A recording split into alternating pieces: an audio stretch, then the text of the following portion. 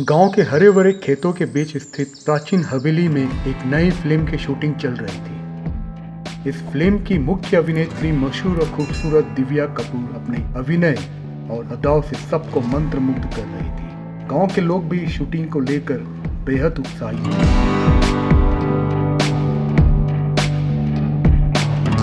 एक शाम जब शूटिंग का अगला दृश्य फिल्माया जाना था, दिव्या अपनी वैनिटी वैन में मेकअप करवाने गई। वैनिटी वैन का माहौल एकदम शांत था, सिर्फ मेकअप आर्टिस्ट और दिव्या थी।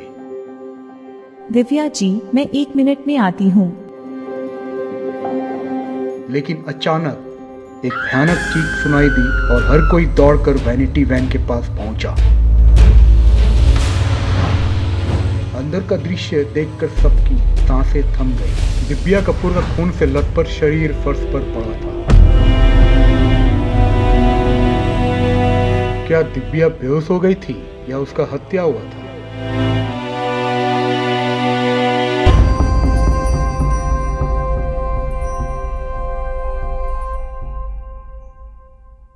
गांव के लोग वहां मौजूद थे। एक ने विजय को फोन कर उन्हें बुलाया। विजय एक तेज तर्रार और अनुभवी जासूस था। जैसा कि आप जानते ही हैं, विजय ने कई रहस्यमय मामलों को सुलझाया है।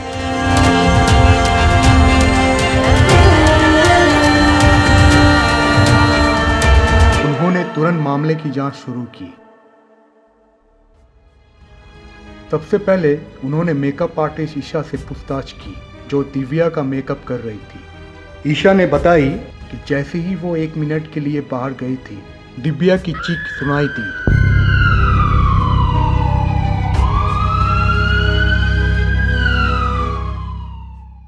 विजय ने वैनिटी वैन का बारीकी से निरीक्षण किया। वहां उन्हें अजीब सी चीज मिला, एक टूटी हुई लिपस्टिक जिसमें खून के धब्बे लगे थे।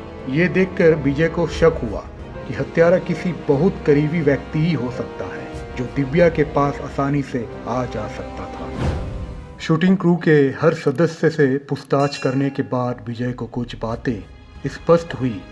सबसे बड़ा संदेह फिल्म के निर्देशक विक्रम पर था, क्योंकि उसके और दिव्या के बीच काफी विवाद हुआ करता था। लेकिन विक्रम से पूछताछ करने के बाद पता चला कि दिव्या मरने के दौरान विक्रम शूटिंग सेट पर ही मौजूद थे। फिर विजय ने दिव्या की करीबी दोस्त और सह कलाकार निशा से पूछताछ की। ईशा ने बताया कि दिव्या को हाल ही में किसी अज्ञात व्यक्ति से धमकी भरे पत्र मिल रहे थे। ये पत्र दिव्या की वैनिटी वैन में रखे मिलते थे, लेकिन दिव्या ने इसे गंभीरता से नहीं लिया था। जांच को आगे बढ़ाते हुए विजय को वैनिटी वैन के बाहर लगे सीसीटीवी फुटेज का ध्यान आया। फुटेज में विजय ने देखा कि ईशा के अलावा एक और व्यक्ति वैनिटी वैन के पास गया था, फिल्म का सहायक निर्देशक आकाश। विजय ने आकाश से कड़ाई से पूछताछ की, लेकिन उसने किसी भी प्रकार की संलग्नता से इनकार किया। जांच और गहराई से करते हुए विजय को पता चला कि ईशा का असली नाम ईशा शर्मा नहीं बल्कि मीना चावला था। मीना एक असफल अभिनेत्री थी जो दिव्या की तरीके से चलती थी। बाद में मीना को काम मिलना बंद हो गया था, क्योंकि उसको अच्छी अभिनय की कमी थी, जिसके कारण उसे मेकअप आर्टिस्ट बनना पड़ा।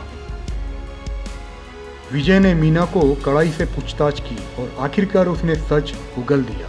मीना ने बताई कि वो दिव्या से बदला लेना चाहती थी, क्योंकि दिव्या के कारण मीना को काम मिलना बंद हो गया था। उसने उसकी जिंदगी बर्बाद कर दी थी।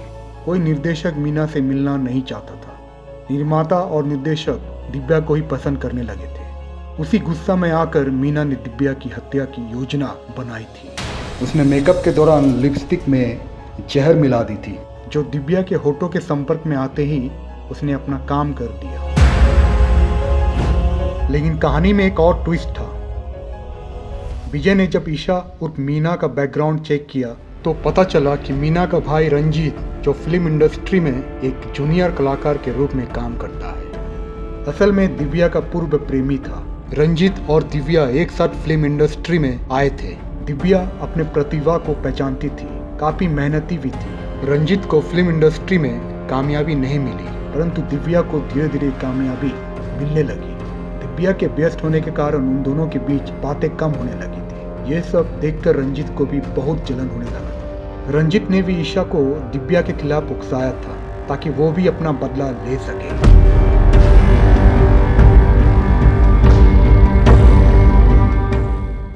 विजय ने ईशा और रंजित दोनों को गिरफ्तार करवा दिया और उन्हें दिव्या के न्याय के लिए अदालत में पेश किया। गांव में फिर से शांति लौट आई, लेकिन इस घटना ने सबको ये सिखाया कि जलन और नफरत के कारण किसी की जिंदगी लेना कितना भयानक हो सकता है। इस तरह विजय ने अपनी बुद्धिमानी और साहस से रहस्यमयी हत्या का पर्दाफाश किया और साबित कर दिया कि अपराधी चाहे कितना भी चालाक क्यों ना हो, सच्चाई और न्याय की जीत हमेशा होती है।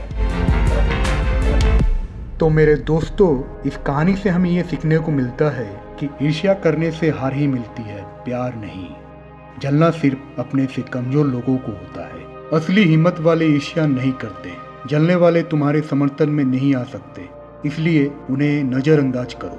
अपनी मेहनत से प्रेरित होकर दूसरों के सफल होने पर खुश होने की आदत डालो। दूसरों की तारीफ करो, अपने सफल होने का इंतजार करो। जलना छोड़ो, सीखो और आगे बढ़ो। आज की कहानी यहीं समाप्त होती है। फिर मिलेंगे नई कहानियों के साथ। धन्यवाद।